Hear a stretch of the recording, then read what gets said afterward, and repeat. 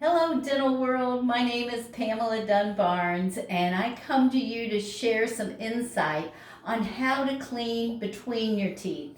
In another video, I showed a tucked in brush, which I love, but these things that I will show you today are wonderful tools to have in your bathroom, in your shower, in a Ziploc in your car, things like that. So first of all, it is very important to keep the gums healthy. Your oral care determines your total care.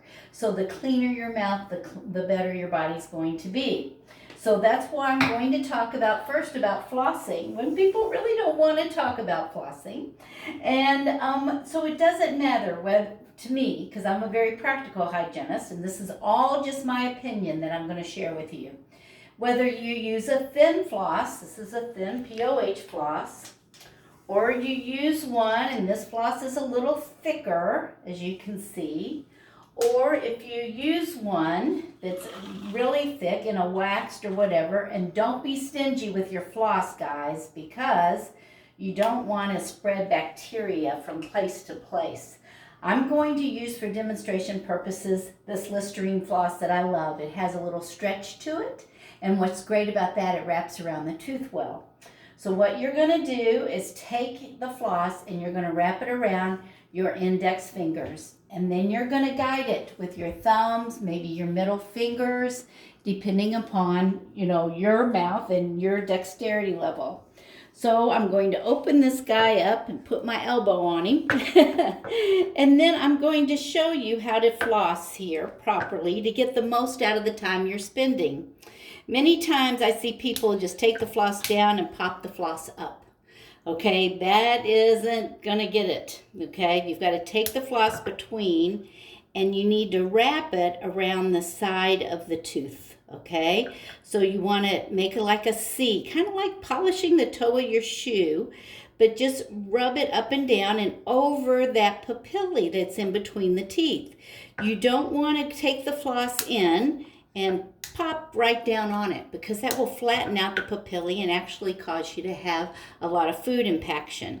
So here again, you want to take it in. You want very easily, you want to rub it here and up and over here and up. And sometimes you pull it through, okay, and then take it out. Now, the other thing to avoid is not to take it down and push it against the gum. That's not the purpose. Actually, you can cause little incisions in your gum tissue when you do that. So you want to just take it and you want to rub just real gently and take it up and move the floss a bit before you go to the next one. Okay, I use different fingers when I floss my own teeth and when I'm flossing my patient's teeth, and you will have to figure that out. I think it's better not to look in the mirror. The mirror gets a little crazy when you're trying to see a backward image and trying to floss.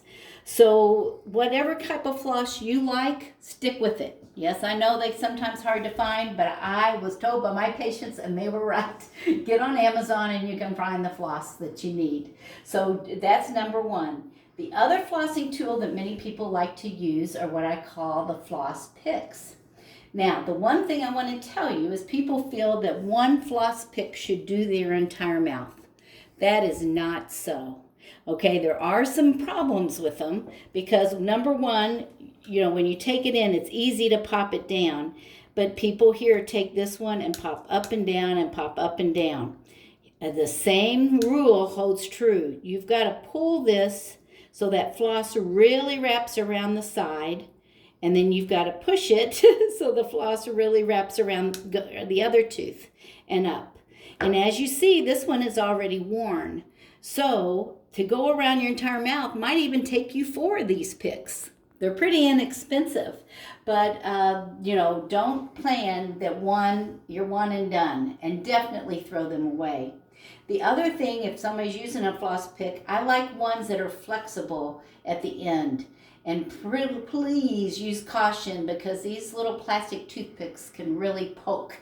So you want to be careful doing that, especially if you have an implant.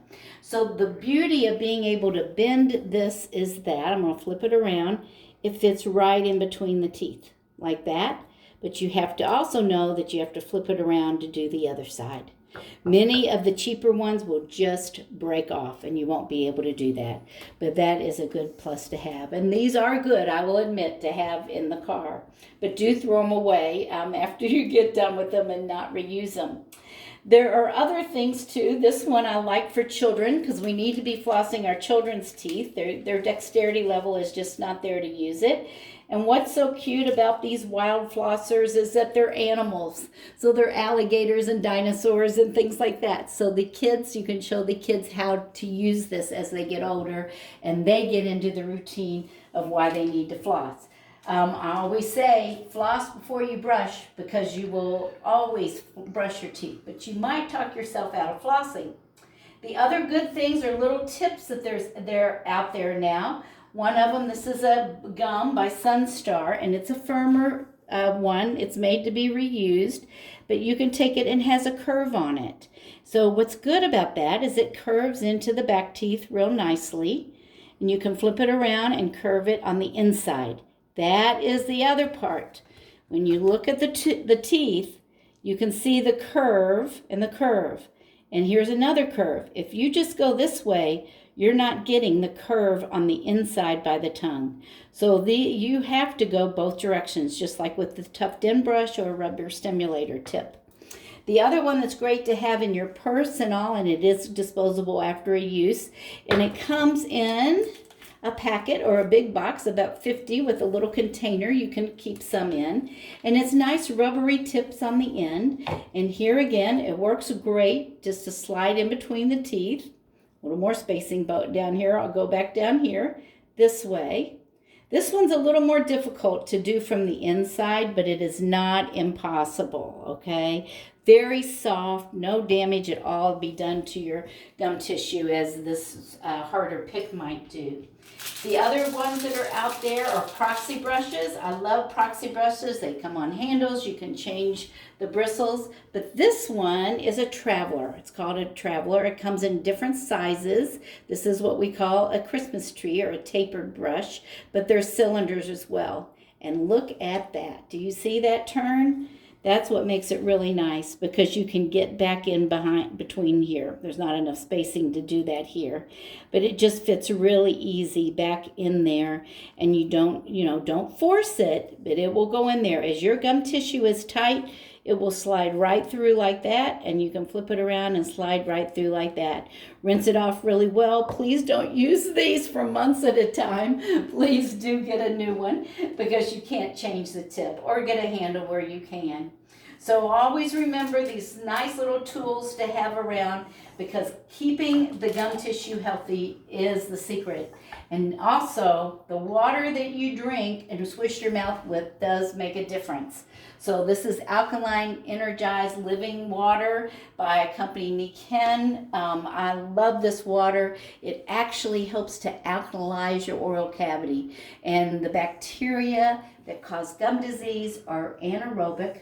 Okay, and so when you can add magnetized alkaline water in there, that also keeps them to not grow because they love to grow in acid. So bottled water is acidic. Tap water has a basic pH, but it's got issues too. So just remember, there's a lot you can take care of with your whole body by just keeping your mouth clean. Thank you.